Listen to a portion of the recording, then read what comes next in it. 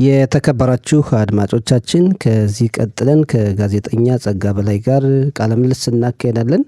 ጋዜጠኛ ጸጋ በላይ በአርቲስት ቲቪ የምትሰራ ጋዜጠኛ ነች። ባለፈው ሳምንት እስራኤልን ከጎበኙ ጋዜጠኞች መካከል አንዷ ናት። በስልክ መስመራችን ትገኛለች። ጸጋ እንደምን አለሽ? ሰላም እንደምን አለ? እንደምን አላችሁ አድማጮቻችን? እኛ ደህና ነን። አንቺ እንዴት ነሽ? እኔ በጣም ደህና ነኝ ከእስራኤል ናፍቆት ውጪ። እኛም ናፍቃችሁናል። እንዴት ነበር የእስራኤል ቆይታችሁ? ያው በመጀመሪያ ራሴን በደንብ ለማስተዋወቅ ያህል ስሜ ጸጋ በላይ ይባላለው። በአርቲስት ቴሌቪዥን ነው የምሰራው እና ቀደም ሲል እንደገለጽከው ወደ እስራኤል ከተጓዙ ሲኒየር ጆርናሊስት ዴሊጌሽን መካከል አንዷ ነበርኩኝ። በእስራኤል ቆይታችን በጣም ብዙ ቦታዎችን አይተናል።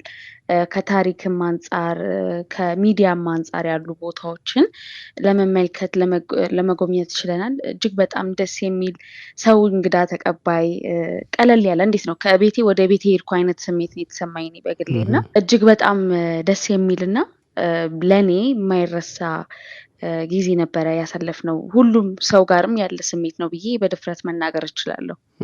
በጣም ጥሩ። አሁን እንግዲህ ከተለያዩ የመገናኛ አውታሮች የምትሰሩ ናቸው። ወደ 20 የምትሆኑ ባለሙያዎች የመጣችሁትና በእስራኤል ውጭ ጉዳይ ሚኒስቴር ጽሕፈት ቤት ግብዣ አማካኝነት ባለፈው ሳምንት ከእኛም ስቱዲዮ ጎብኝታችኋል። አጠቃላይ የእስራኤልን ወቅታዊ ገጽታም ለመመልከት በቅታችኋልና እንዴት አገኘሻት እስራኤል?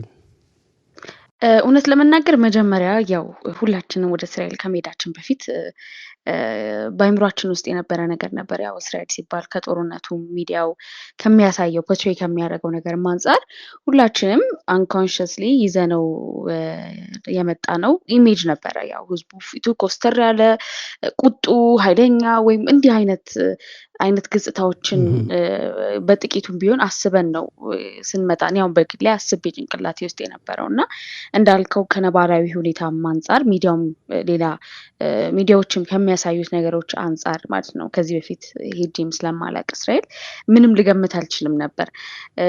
ልክ እዛ ስንደርስ ደግሞ ያገኘሁት ነገር ፍጹም ተቃራኒ ነው። ቀደም ሲል እንደነገርኩ ሰው በጣም እንግዳ ተቀባይ ነው። አንድ ቀን ብቻዬን ወጥቻለሁ።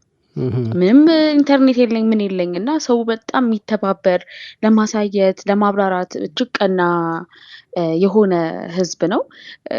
ከዛ ውጪ ደግሞ የሚባለው ነገር እዛ ሚዲያው ትላልቅ ሚዲያዎች ዓለም አቀፍ ሚዲያዎች የሚያሳዩት ገጽታ ፍጹም ስህተት እንደሆነ ነው ያየሁት እና ማመን ይከብዳል። ላይክ እንዴት በዚህን ያህል መጠን የተቃረነ ሪያሊቲ ማግኘት ይቻላል የሚለው ነገር ማለት ነው። ያው በጉብኝታችን ውስጥ በጦርነቱ በተለይ በኦክቶበር 7 2023 በነበረው ጥቃት አንዳንድ ቦታዎች የነበሩትን ጥቃቶችን ለማየት ችለን ነበር። ከሰርቫይቨር ጋር ቆይታ አድርገን ነበር። ታሪኳን አጫውታን ነበረ። ብዙ የተለያዩ ቆይታዎችን አድርገን ነበረ እና በዛም ጊዜ የተረዳሁት ነገር ያ ነው። ይሄ ታሪክ እንዳልተነገረ ነው። በዚህ በኩል ያለው እውነታ መውጣት ባለበት ያህል መንገድ አልወጣም። ሰው ይህንን አያውቅም። ስለዚህ እስራኤል በየት በኩል ጫና ውስጥ ወይም ደግሞ ይሄ ጥቃት ውስጥ እንዳለች ለመገንዘብ እና ለማወቅ እውነታው እየተባለ ካለው ነገር የራቀ እንደሆነ ለመረዳት ችያለሁ እኔ።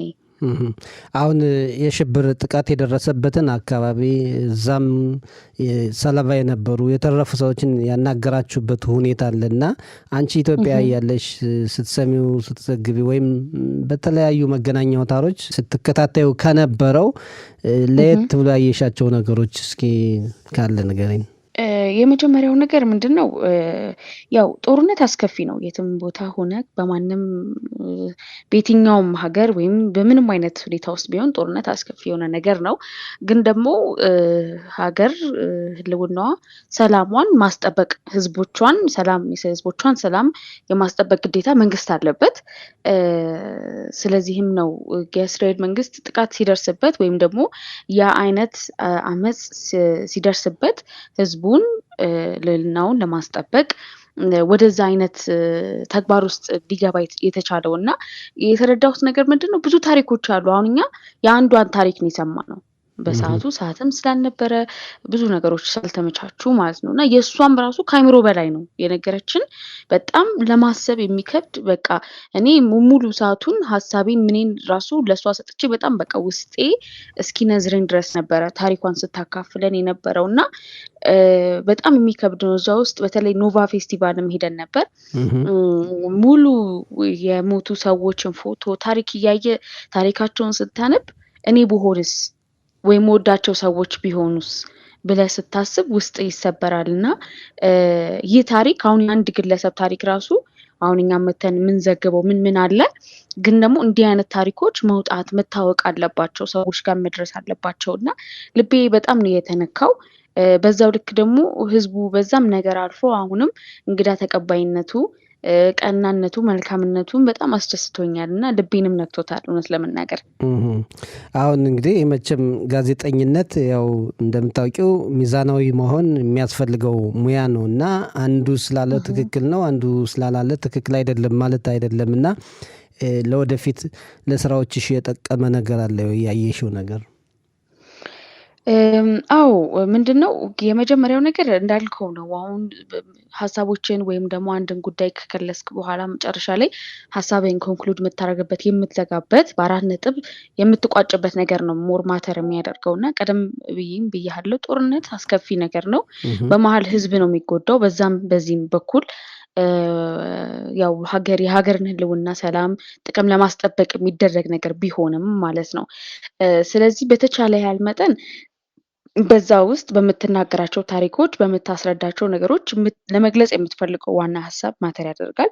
በእኔ ኮንቴክስት ደግሞ ጦርነት ለማንም እንደማይበጅ እነዚህ ህዝቦች በተለይ ሲነግሩን እኛ ታች እየሄድን ፍልስጤም እየሄድን እዛ ጋር እንዝናና ነበረ። እዛ የሚገኝ ቢች ጋር ቆይታ እናደርጋለን፣ እንዝናናለን፣ ቆንጆ ጊዜ እናሳልፍ ነበር። ሁላ እነሱ እኛ ጋር እየመጡ ይታከሙ ነበር። ስለዚህ ህዝቡ እርስ በርስ የተሳሰረ ነው ማለት ነው እና ታሪክ ያለውም ህዝብ ነው ማለት ነው። እና ወደ አንዱ ወግኖ አንዱን ማጋየት ወይ አንዱን ወግኖ አንዱን ለማጥፋት ወይም የአንዱን ኢሜጅ ለማበላሸት መሞከርም ሳይሆን እንዳልኩ ነው፣ በታሪክ ውስጥ መማር ያለብንን ነገር መማር እንዳለብን፣ ሪያሊቲውን መናገር መቻል እንዳለብን፣ እውነትን ማሳወቅ እንዳለብን በሁለቱም በኩል ያለው እና ከዛ ደግሞ መጨረሻ ላይ ወደ መፍትሄ እና ወደ ምንድነው ጭብጥ ሀሳቡ የሚለው ነገር መሄድ እንዳለብን ነው የተረዳሁት። ቢካዝ አሁን ያንን የተረዳሁት የእስራኤል ህዝብ ሙቭ ኦን አድርጓል። በተቻሉ ያልመጠን ሙቭ ኦን ለማድረግ እየሞከረ ነው። የተሻለ ነገር እንትን ለማለት እውቀት ለማስጨበጥ ልጆቹን ተማሪዎችን በዛ እንዴት ነው በእውቀት ለማሳለፍ እየሞከሩ ነው። ስለዚህ ማተር የሚያደርገው ያ ነው፣ ጭብጥ ሀሳቡ ነው ብዬ ነው የማስበው። አዎ በትክክል እዚህ እንግዲህ ብዙ ነገሮች እንደሆኑ ሲነገር ነበር። ኢትዮጵያ ያላችሁ በተጨባጭ ደግሞ የሚታየው ነገር ሌላ ነው እና አንዳንዴ እስራኤል ውስጥ ጦርነት ሲሆን በጣም ብዙ ነገሮች የሚበላሹ መስሎ የሚታያቸው ሰዎች አሉና አሁን ጦርነት እየተካሄደ የሀገሪቱን ሁኔታ ምን ይሆናል ብለሽ አስበሽ ነበር? እዚህ ስታገኚ ያልጠበቅሽው ያገኘሽው ነገር ምንድን ነው? በጣም ልክ ነው። በጣም ልክ ነው። ከነዛ ሰዎች ውስጥ መካከል አንዷ እኔ ነበርኩኝ በሚያሳዝን ሁኔታ። ግን ያው እኔ በግል ኤክስፒሪየንስ ካረኩት ነገር ያንን አመለካከቴን መቀየር ችያለሁ። ምክንያቱም እኔ ያው መጀመሪያ ስመጣ የመሰለኝ ያው ከጦርነቱም ካለው ነባራዊ ሁኔታ አንጻር በቃ ልክ ማታ 2 ሰዓት ምናምን ሲል ጭር የሚል ነገር በየሰዓቱ ደውል የሚደወል ማስጠንቀቂያ የሚሰጥ ያው በእርግጥ 1 ወር 2 ወር ሆኖታል እርቁ ወደ እርቅ መንገድ ከተመጣ፣ ግን ደግሞ ስቲል የአይነት የፍርሃትና የጥንቃቄ መንፈስ አየሩ ላይ እንደሚኖር አይነት ነው እኔ ፊል አድርጌ ነበረው። እና በእርግጥ አሁንም እዚህም እዛም ስትሄድ ያው ኖቫ ፌስቲቫልም ስንሄድ እንዲህ አይነት ነገር ከሰማችሁ እንዲያድርጉ የሚሉ አንዳንድ ቅድመ ጥንቃቄዎች የሚያሳዩ አንዳንድ ጽሁፎች አሉ።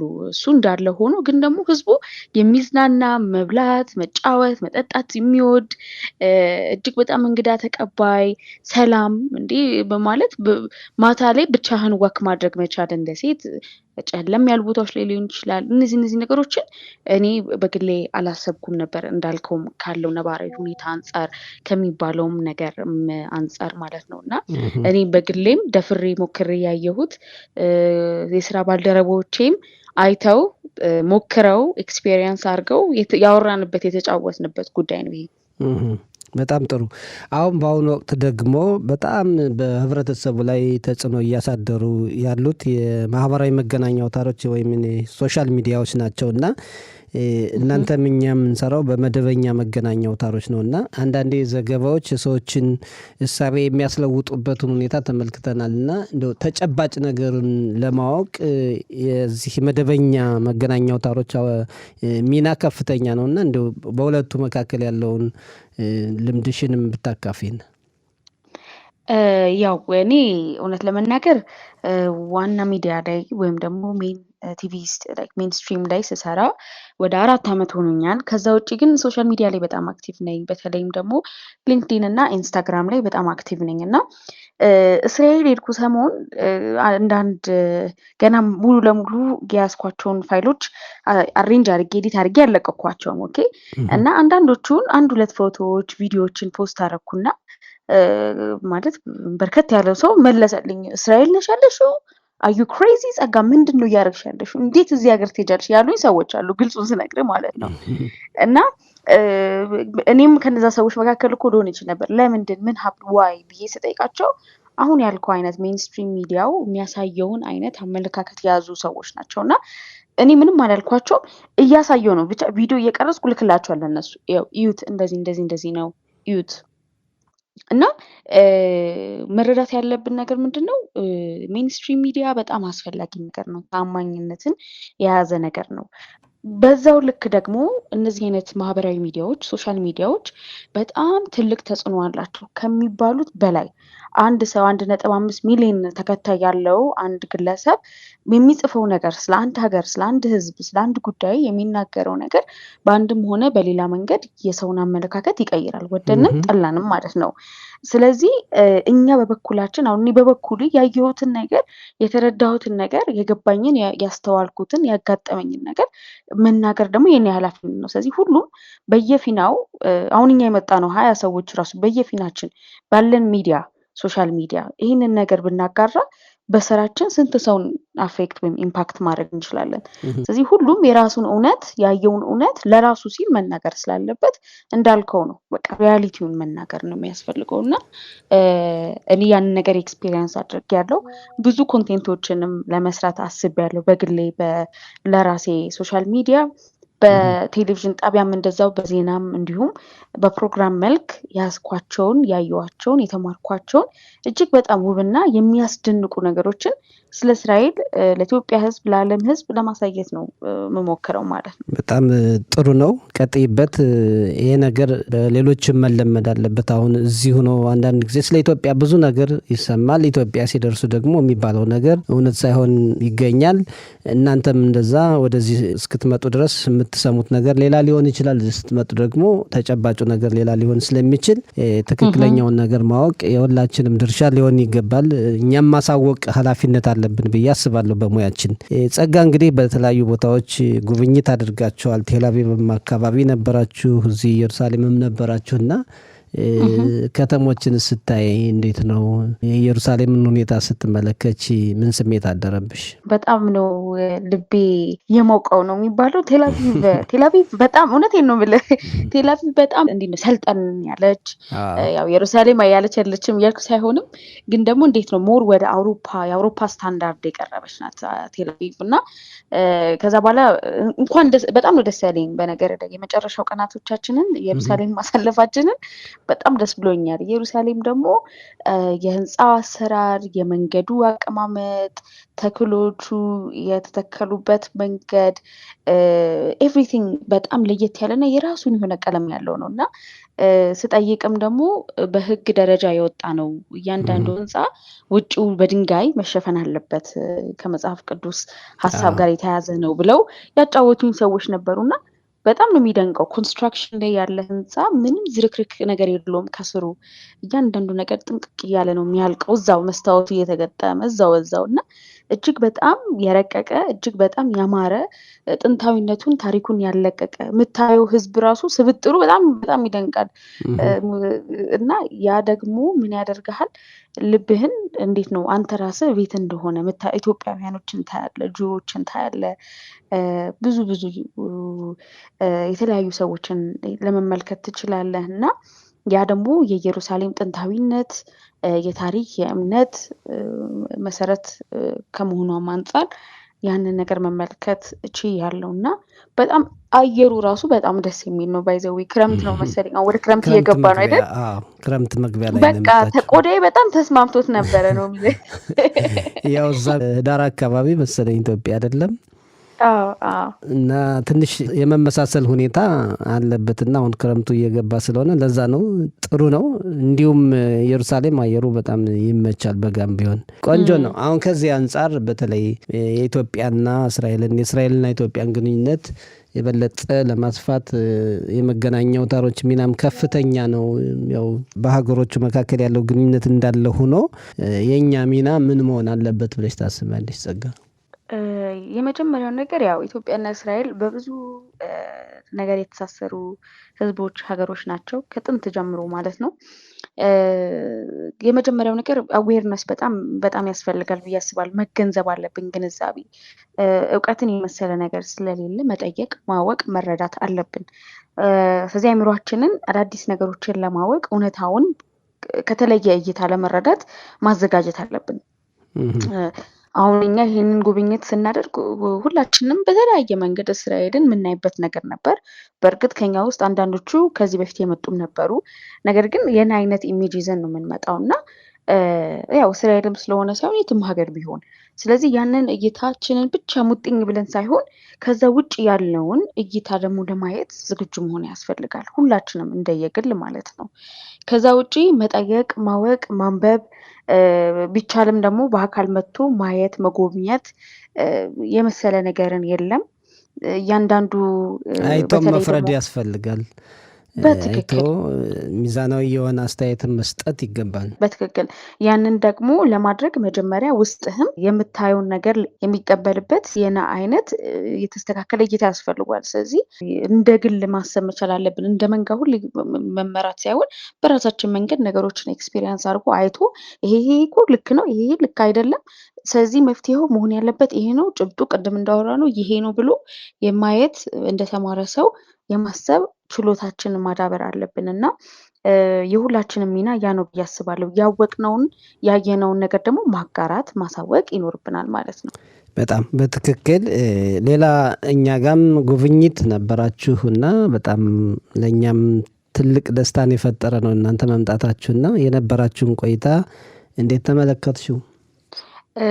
በመጀመሪያ በጣም ነው ደስ የምትሉት። ያላችሁ መናበብ፣ እርስ በርስ ያላችሁ መከባበር እና ፍቅር በጣም ደስ ይላል። ስብሰባ ክፍላችሁም ደስ ይላል። በዚህ አጋጣሚ በጣም ቀለል ያለ ኢንቫይሮንመንት ነው ያለው እና ያው ሚዲያ ውስጥ እንደሚሰራ ሰው አንድ ሚዲያ ጋር ሄዶ ጉብኝት ማድረግ በጣም ትልቅ ነው። ስፔሻሊ ደግሞ እንደዚህ አይነት ሚዲያን ማለት ነው እና እኔ ያው በግሌ ያየሁት ስብጥር በጣም ደስ ይላል። ከቋንቋም ከባህልም ከምን የተለያዩ ሰዎች ናቸው በአንድ ክፍል ውስጥ ስትሰሩ ያየሁት ማለት ነው እና ያለው ዳይቨርሲቲ እጅግ በጣም ደስ ይላል። እርስ በርስም እናንተ ያላችሁ መከባበር እጅግ በጣም ደስ ይላል። አዳዲስ ነገሮችን ይዛችሁ ለመምጣት የምትጥሩበት መንገድ እጅግ በጣም ደስ ይላል። እንደ ጣቢያ ማለት ነው። ያው አንድ ሰው እስራኤል ሲመጣ በቋንቋው ዜና የሚሰማበት አማራጭን ለመፍጠር መሞከር ማለት በጣም ትልቅ ሰው ነው፣ ትልቅ ስራ ነው እና ያንን አይነት ስራ ለመስራት መሞከር መቻል ማሰብ መቻል ራሱ በጣም ትልቅ ነገር ነው እና ደስ ይላል። ያለውም ወጣት ናችሁ፣ አብዛኞቻችሁ ወጣት ናችሁ። ያም ራሱ አንድ አቅም ነው እና ያው በደምብ ሰዓት ስላልነበረን ለመቆየትም ለማየት አልቻለም። ስቱዲያችሁን በጣም ነው ደስ የሚለው። በነገር ላይ እናመሰግናለን። ያው እንግዲህ ጊዜ ስላልነበራችሁ እኛም ብዙ እናንተ ጋር እንቆያለን ብለን ነበር። የእናንተም ጊዜ የተጣበበ ነበር፣ እኛም ደግሞ በበዓል ምክንያት የተጣበበ ነበር። ብዙ ቆይታ ባይኖረንም የነበረው ሁኔታ ደስ የሚል ነው። ይኸው ግንኙነታችን ፈጥሮልናል። ግንኙነቱ ደግሞ የበለጠ እየተጠናከረ ይሄዳል ብዬ ነው ተስፋ ማደርገው። እኛም እናንተን በትክክል በማግኘታችን በጣም ነው ደስ ያለን እና እኛም ደግሞ ወደ እናንተ ብንመጣ እንደገና እናንተም ተመልሳችሁ የምትመጡ ያደርገው ነው የምለው። አሜን አሜን አሜን አሜን ነው። በቃ ከዚህ በኋላማ ተዛመድን በቃ እንደ ጣቢያም። በጣም በቃ አዎ አዎ አሁን ከአሁን በኋላ የሚያፋታን የለም በጭራሽ እንዴ። እና ጥሩ ነው። በጣም ነው የምናመሰግን። መጨረሻ የምታስተላልፊው መልእክት ካለ ጸጋ? ያው በመጨረሻም አንተ አክብረኸኝ ስለጋበዝከኝ ቆይታ አብረን ስላደረግን እጅግ በጣም አመሰግናለሁ። እግዚአብሔር ያክብርልኝ። ከዛ ውጭም ደግሞ እዛ መተን ስንጎበኝ እንደ ቤት እንዲሰማን ያደረጋችሁን የስራ ባልደረቦችህንም ማመስገን እፈልጋለሁ። በአጠቃላይ በእስራኤል በነበረን ቆይታ አሁንም ላይሰሙን የሚችሉ በአጠቃላይ ቆይታችንን ውብ ላደረጋችሁ ሰዎች እጅግ አድርጌ አመሰግናለሁ። አድማጮቻችንም እናንተም ስላዳመጣችሁን ስለምታዳምጡንም እጅግ አድርጌ አመሰግናችኋለሁ። አመሰግናለሁ። በአጠቃላይ እኛም በጣም ነው የምናመሰግን። ፈቃደኛ ሆነሽ ቃለ ምልልስ በማድረግሽ በጣም ነው የምናመሰግን። ለወደፊት ያው ቅድም እንደተባባል ነው ግንኙነታችን ይቀጥላል፣ ይጠነክራል የበለጠ። ለነበረን ቆይታ በጣም እናመሰግናለን። ሰላም ጊዜ። እሺ፣ መልካም ጊዜ። እሺ፣ ቻው ቻው።